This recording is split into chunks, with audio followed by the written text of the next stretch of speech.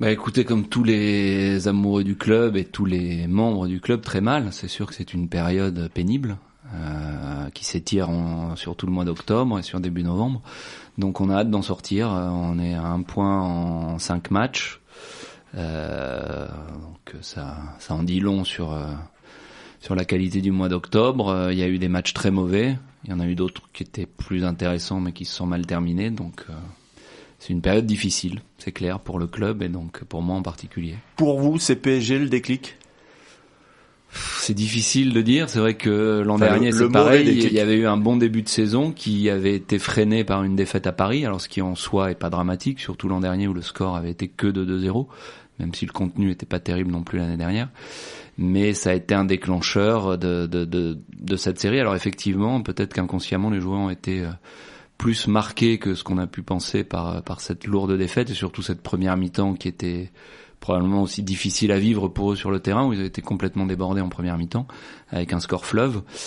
Donc peut-être, c'est difficile de toute façon de décortiquer exactement ce qui est le fait générateur de cette série, mais probablement que ça a joué aussi sur la confiance des joueurs. Je sais pas ce que c'est que la définition d'une crise, donc on prend 1 point en 5 matchs, on peut appeler ça une crise si on veut, donc je sais pas exactement.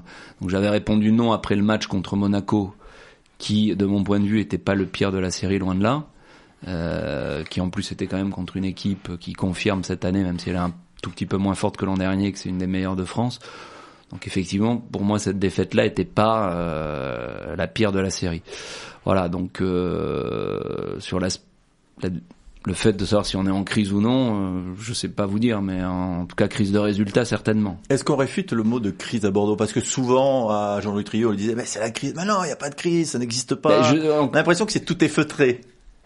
Je sais pas ce que vous appelez une crise. Encore une fois, si par rapport à votre question initiale, c'est sûr que tout le monde est très touché par la situation. Tout le monde est triste et affecté par la situation sportive actuelle. Donc voilà, donc si c'est ça la crise, oui, on est en crise. Si c'est que tout le monde hurle toute la journée dans les bureaux et dans le centre d'entraînement, non, même s'il y a eu des mises au point fermes et claires avec les joueurs. Donc bon, je pense que là c'est un peu entre guillemets du marketing de parler de crise ou pas crise. Donc j'ai envie de dire, voilà, on est en crise sportive et en crise de résultats clairement. Et on essaye de gérer ça intelligemment et calmement. Alors comment on va en sortir ? Moi je pense qu'il faut rester unis. L'équipe a pas tout perdu en 1 mois, donc il faut essayer d'exploiter cette coupure qui peut être bénéfique pour les internationaux qui ont plutôt eu des bons résultats. Ceux qui sont partis en équipe nationale ont plutôt obtenu de bons résultats, certains performés individuellement. Donc profiter de cette coupure, rester ensemble, rester solidaires et se concentrer sur le gros match de Marseille qui est notre gros match. On parle de derby de la Garonne ou de l'Atlantique, mais je pense que pour tout le monde à Bordeaux, le match de l'année c'est celui contre l'OM, donc c'est pas stricto sensu un derby, mais ça en a le goût. Et donc profiter de ce match justement pour faire un peu abstraction du contexte de résultats passés, parce que c'est un match qui en lui-même génère de la pression. Il y a une énorme attente autour de ce match et donc ça permet aussi d'occulter un peu la pression qui vient de la série épouvantable du mois d'octobre. Quand vos supporters disent inacceptable pour un club comme Bordeaux d'être 9e, c'est un mot fort, inacceptable. Je conçois que les supporters attendent autre chose, hein, donc effectivement pour eux j'imagine qu'ils acceptent pas de nous voir 9e. Effectivement, Bordeaux a un passé qui fait que, sauf à être très jeune, les supporters de Bordeaux ont moins vécu 1 voire 2 titres, des Champions League, et ça fait pas plaisir de voir l'équipe 9e, c'est clair. Alors le recrutement, d'abord je l'assume totalement puisque j'étais là avant le mercato. Et c'est un recrutement dans lequel on croyait beaucoup. Alors vous évoquez quelques cas particuliers comme le départ de Nicolas Pallois.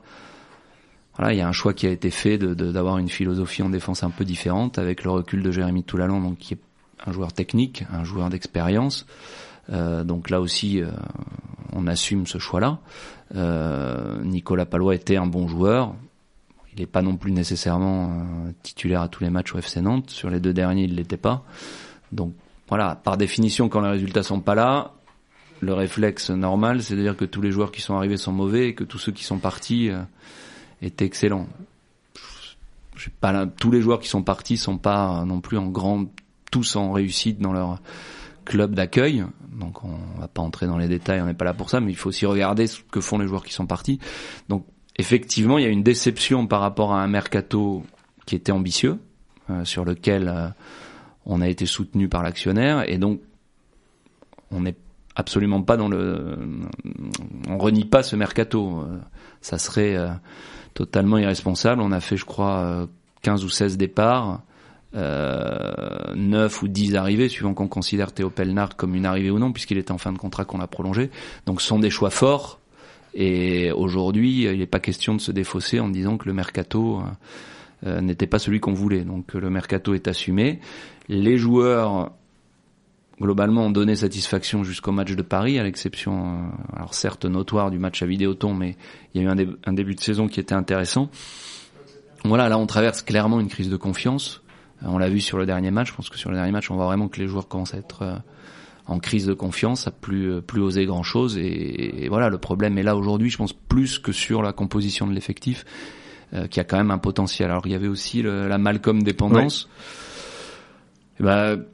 Moi, j'irais même un petit peu plus loin. Sankaré a aussi marqué beaucoup de buts dans la première partie de saison. Là, il est un peu moins bien. Il est un peu moins bien, donc c'est plus difficile. Mais c'est un peu comme pour la crise. Qu'est-ce que la Malcolm dépendance? Si c'est de dire que l'équipe est meilleure quand Malcolm est bon ou quand Malcolm est là, c'est une évidence, puisque Malcolm, je pense, de l'avis général des spécialistes et des supporters, est probablement le joueur aujourd'hui qui a le plus gros potentiel offensif. C'est un vrai leader offensif. Donc effectivement, c'est un peu une évidence de dire que l'équipe dépend de celui qui est aujourd'hui le joueur probablement avec le plus de potentiel. Donc quand Malcolm est un peu moins bien ou qu'il est absent, effectivement, on est un peu moins bien.